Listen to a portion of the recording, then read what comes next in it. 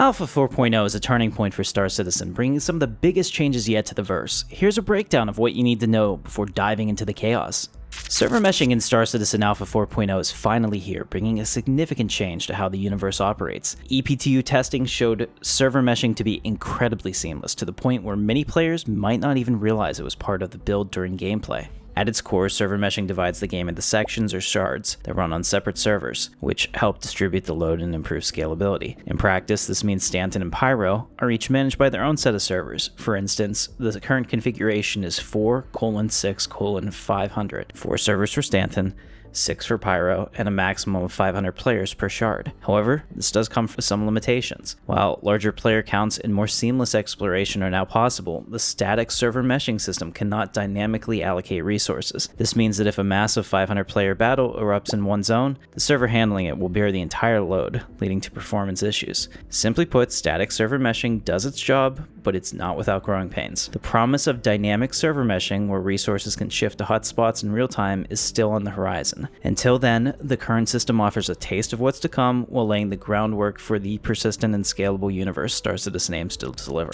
The persistent data wipe is another major part of Alpha 4.0, resetting progress across the board. Here's what you need to know. What's being wiped? Ships, gear, Alpha UEC, and reputation will all be reset, giving every player a fresh start. What's not being wiped? Purchases made with real money, like pledged ships, subscriber rewards, and backer perks remain safe. These items are tied to your account and will reappear after the wipe. So why are they doing this? With significant updates like the server meshing and Pyro system coming into the game, old data can cause conflict and bugs. Wiping ensures a clean database, allowing for testing economy balance and tweaks. Use this as an opportunity to dive in the latest updates and start fresh in the expanding universe. Pyro is Unkind. CIG set out to make Pyro an outlaw haven, and they nailed it.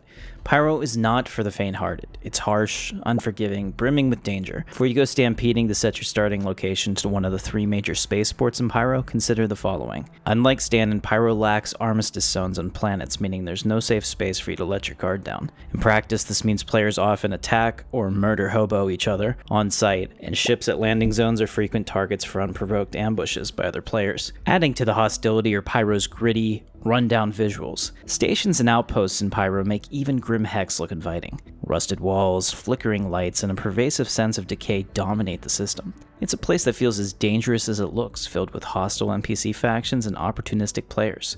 Given these challenges, my advice is simple. Make Stanton your home base. Its relative safety and superior resources make it a better place to store your account-bound items and establish operations. From there, you can make expeditions into Pyro when you're properly prepared. This strategy lets you explore Pyro's chaos and opportunities while maintaining a safe haven to return to.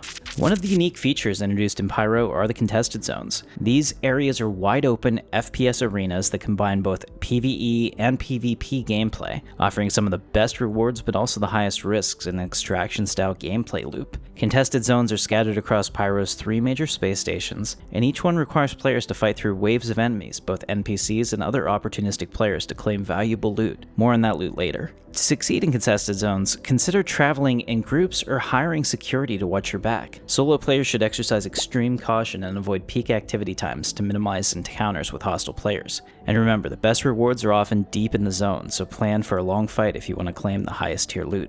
Alpha 4.0 brings significant changes to how loot and ship components are handled, adding more depth and strategy to the gameplay. Loot found in contested zones, derelicts, and hostile NPC outposts now offer better variety, including rare ship components and uniquely skinned personal weapons. These upgrades can give you a serious edge in both combat and exploration. Ship components have also seen a rework, with rarer items now more difficult to obtain. For example, high-performance coolers, shields, and quantum drives are tied to lootable locations or high-risk missions. Military and stealth A and B components are no longer sold. They must be looted from various gameplay additions. This change is polarizing as it removes something the players had previously, but creates a progression reward system for the new gameplay elements in line with other MMOs.